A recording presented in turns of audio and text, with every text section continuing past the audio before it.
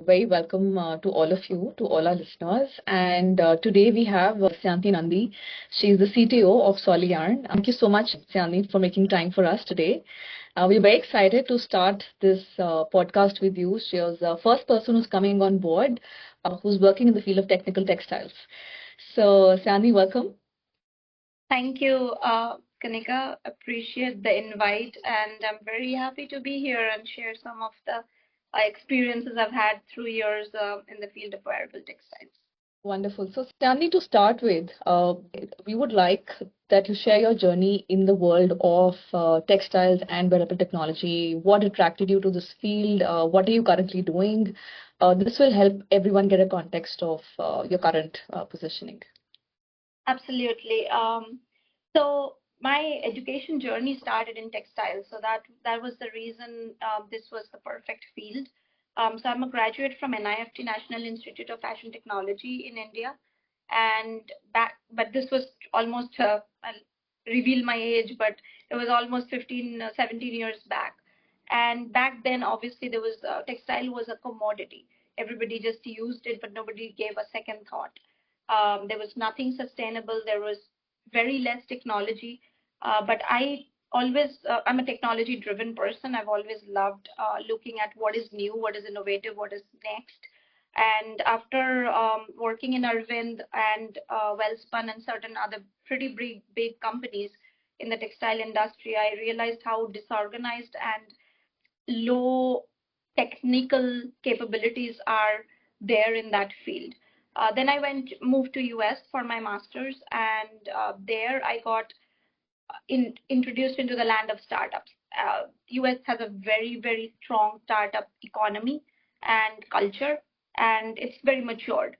So a lot of people were doing great things there, and I saw a lot of wearable tech coming out, but they were all driven by electronics and electrical in the field of technology that has no idea about textiles. And textiles is a very technical subject. If you actually go deep into it, it's not something that you wake up one day and start working on it. You have to learn all the nooks and crannies of textile, and it has a lot of history. And most of these people that were working on wearable tech had no background on that, and that's why the Google Jacquard project failed. That's why the Microsoft Tommy Hilfiger smart shirt, they like companies have tried it, and big companies with big budgets and R&D and great minds have tried it, but the disconnect was always that electronics was trying to push wearable tech, not textiles, and that would never work out. So I found that this was a great niche. I met with our founder in Soliyarn, Dr. Andrew, who's also she's Indian heritage, born and brought up in US, but she is from Tamil Nadu, and she had looked closely at the textile market while her journey is back home. Because India is the land of textiles, like one of our biggest economic driver is textile production. So she was working from a research perspective in the world of textiles and technical textiles. And I found that this was a great opportunity for me to use my background in textiles, interest in wearable tech and innovation, as well as at that time I had my MBA from the university, so I had a good landscape in the startup world. I've already founded my first two companies there and moved on to the third one. This seemed like a perfect opportunity, so I joined force with her. Our CEO Adrian Beach was my batchmate, so we had a working relationship, and we three went out and raised money and started Soliyarn. Wonderful. And for giving more context to our listeners, could you tell what exactly do you do at Soliyarn? Yes, so Soliyarn is a it started as a smart textile company.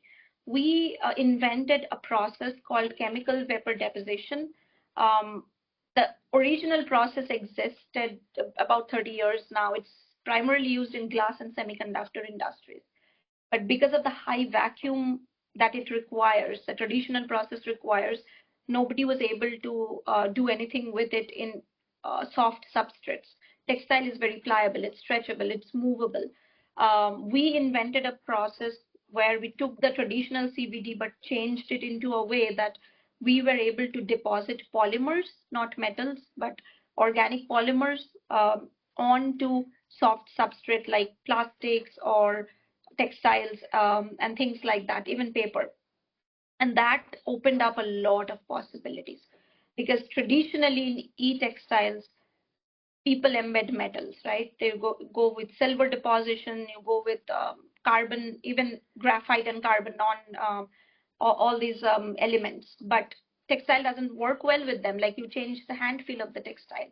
The only way to go is to use polymers, things that are already been used in textiles for finishes. And we were able to deposit polymers using this process, and that created an opportunity to create e-textiles that were absolutely seamless. If you touch the fabric that we process using a conductive polymer, you would not know the difference. There is nothing that the touch or hand feel doesn't change. And the US military got very interested in that. They're actually our first customers, and they gave us the startup money. Every innovation needs a lot of capital, specifically if you try to go for manufacturing.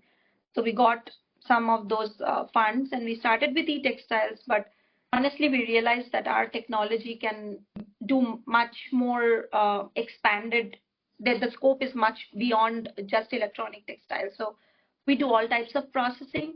Because it's chemical vapor deposition, it's actually waterless.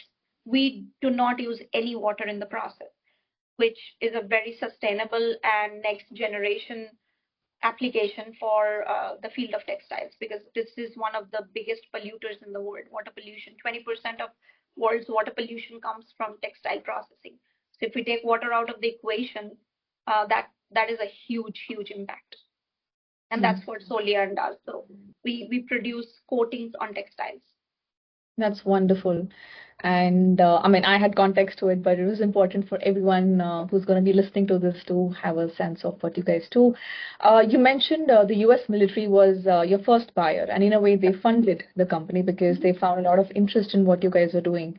Could you also share some of the other prominent use cases of wearable tech, taking off from like who are you currently selling to? Yes, our primary customer still is the US military, and the reason is they have need for it. And most innovation, like, you can innovate anything, you can come up with a great solution, it can look cool, it can be great, but if there's no need for it in the market, it's very hard to push a product. We have gotten interest from healthcare companies for primarily biomonitoring, like heart rate, respiration rate. When COVID hit, we got a lot of interest from companies that wanted to build a mask that could monitor breathing patterns to understand if a person is actually having breathing issues and whether that could lead to more risks for COVID-like viruses.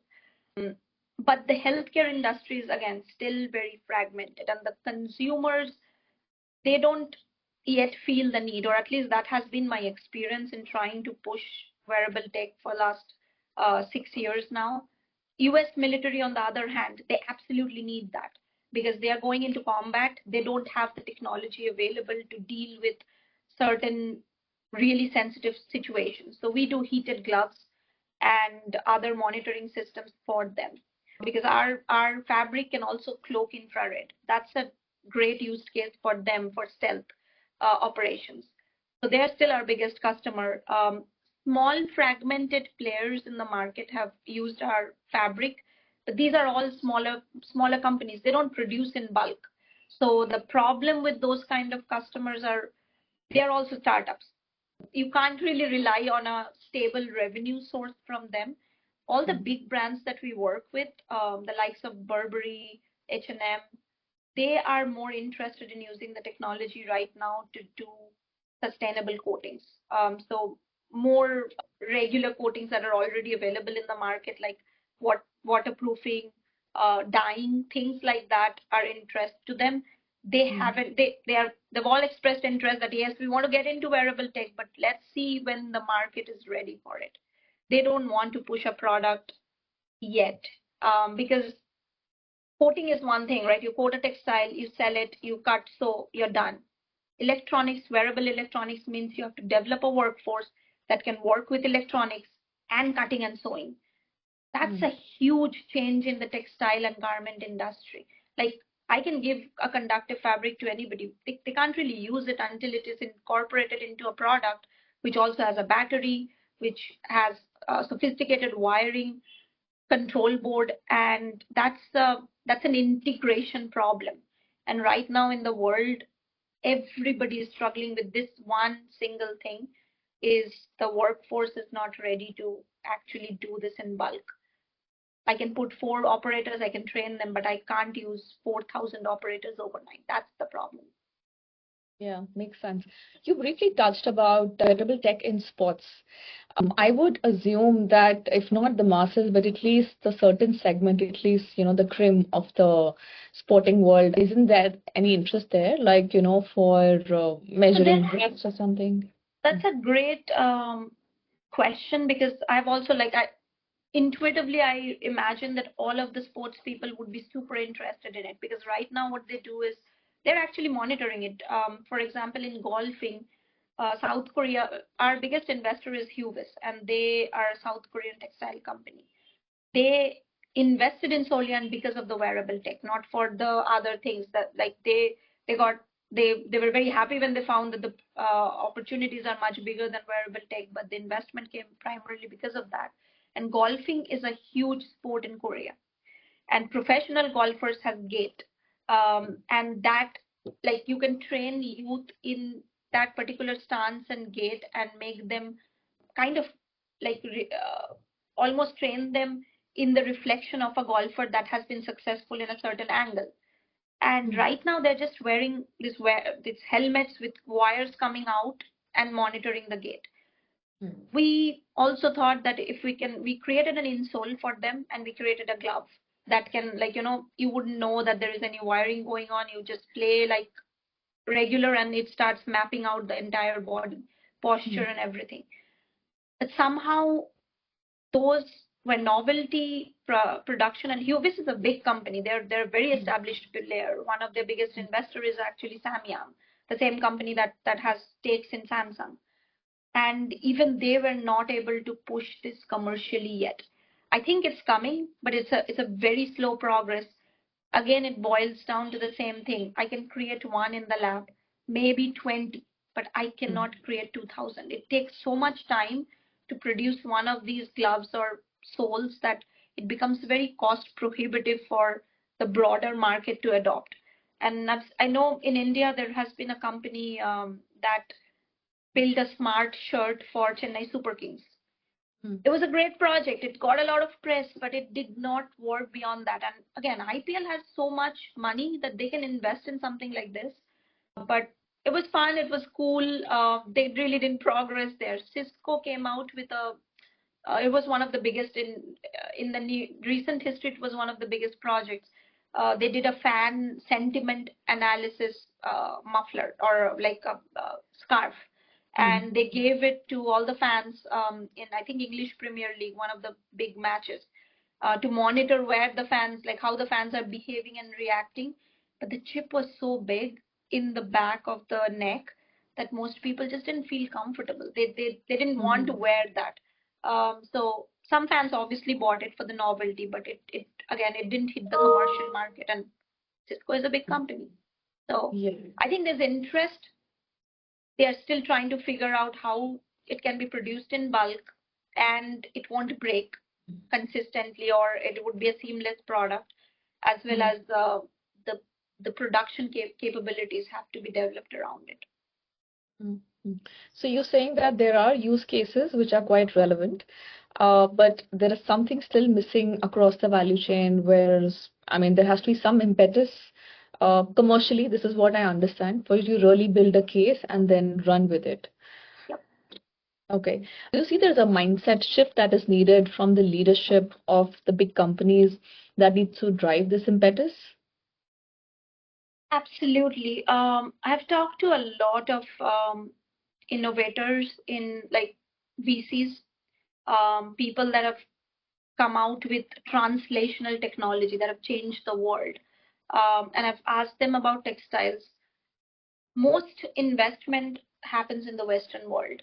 Right now, I think Asia, there are investors and VCs and companies that have started investing in technology, but their technology thought process is mass manufacturing. And they don't yet believe that wearable tech is a mass technology. They still think it's a niche technology. So they're investing a lot of capital. For example, H&M, they have started their own VC firm. It's a corporate venture. They invest in a lot of great startups. But they're all looking at sustainability. Nobody's looking at the wearable tech yet. The big companies, the big brands that are, selling volume. All the wearable tech players in the market are either startups or niche companies. And technology company like Microsoft, Google, they all tried. They tried too early, did not work out, and they have exited, and they're just waiting for the textile counterparts to figure it out. That's the problem. Everybody is waiting for the other party to figure out that one integration issue, and once that is done, this will spread like wildfire. We just have to wait for that someone. But the most of the big investment comes from Western world, and they just don't think textile is a cool market. And now with AI, everybody is investing all their dollars in AI. Like it's very hard to go and tell them that no, you don't understand how big this market is. I mean, textile is one thing that everybody in the world uses. I don't think how many of such products exist where, all 7 billion people use. And there's so much real estate. Like if I can harvest the solar energy, every single person, their clothes are harvesting solar energy, you become a charger, like walking, talking source of energy. And we actually developed a product like that in the lab, but I can't commercialize it without a massive investment. Mm-hmm. And I mean, besides novelty, which you actually touched upon, what do you think could be the most relevant use case for a wearable tech in like what field? You talked about military. They immediately found that yes, this is absolutely needed. What about healthcare? Do you think that's I think the biggest one is actually healthcare. Military is great, but it's a small market. How many military in the world is actually deployed, right? Sports is again great, but healthcare is the most important thing. Right now, preventive healthcare does not exist in most part of the world. Only the first world countries try preventive healthcare, but even they are like you have to go to a doctor to monitor. Everybody that you talk to today with the stress is dealing with sleep problems. If we can integrate wearable tech in clothing, like we did build a pajama, it's a night suit.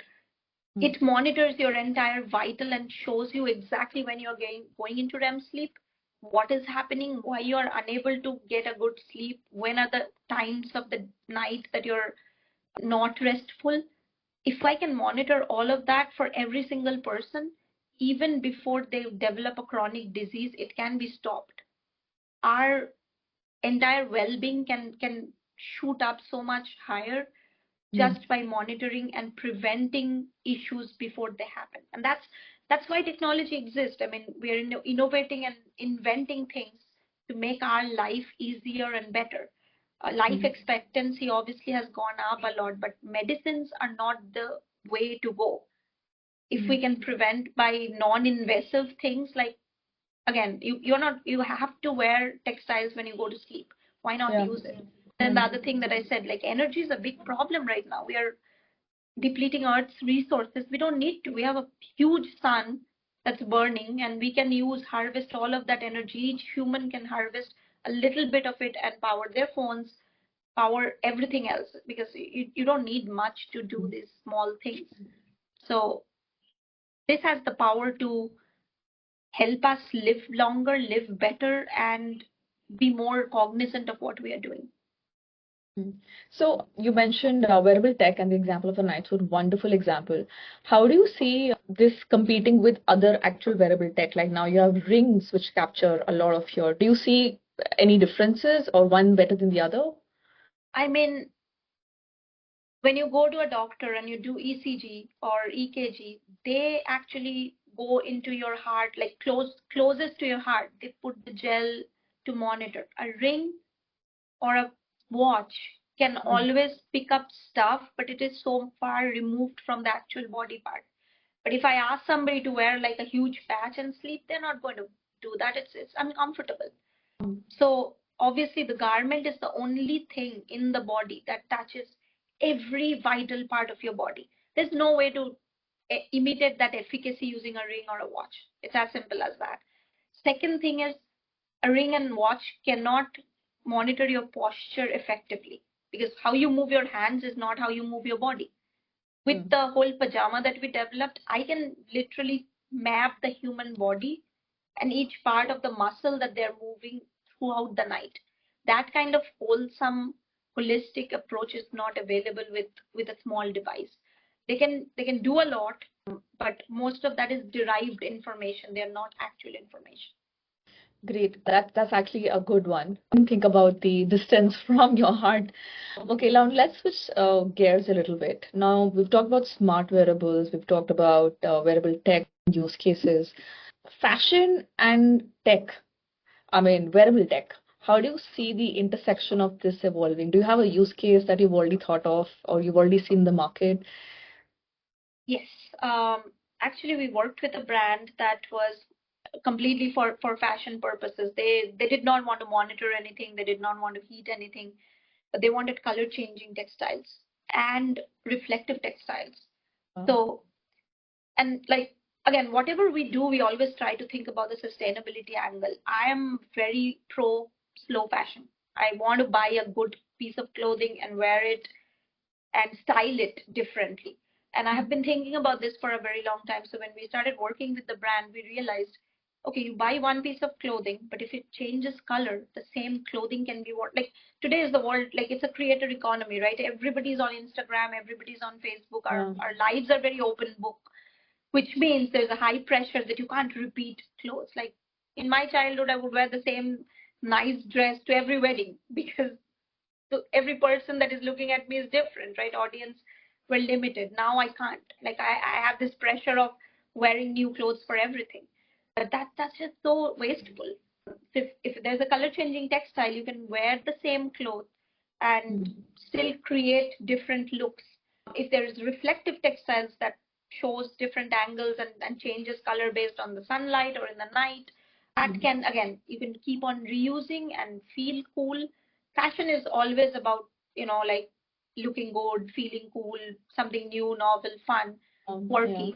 So it kind of hits all the buckets as well as it's sustainable, and it can attract the minds of Gen Zs and the next generation who are very sustainable focused. If you look at them, they are the ones that are left with the earth with less resources, so they always try to help it, and these things make them excited. But it's a niche brand, so I don't know how much their reach would be. I'm hoping that bigger brands pick up the trend and actually go for it. And those things are not possible without the wearable tech. You still need certain types of batteries, or wearable tech would make it so much easier to change color, to change form factor, to change feel, reflection. All of that would be so much easier with a tiny battery and a tiny device. Sandy, you touched about sustainability, which is actually going to be my next question. So, I mean, we all know that, US, Europe, and many other countries now, I mean, they're tightening the regulations around sustainability. So, how are you incorporating certain changes, maybe in the choice of material or fabric treatments to be, so that you're in line with more sustainable practices or regulations which might come up in the future? Absolutely. I think the best part of the innovation was, without knowing that we were hitting the sustainability goal, we hit the sustainability goal, right? Like the wearable tech, as I said, military did not come to us for that. That was the novelty of the product. But inherently, because we don't use water, just from a process line perspective, I'll tell you, for dyeing, for example, you have to first fix the fabric. You have to pre-treat the fabric, make it absorb the dye. Then you have to go into the dye bath. All of these are water-based treatment, by the way.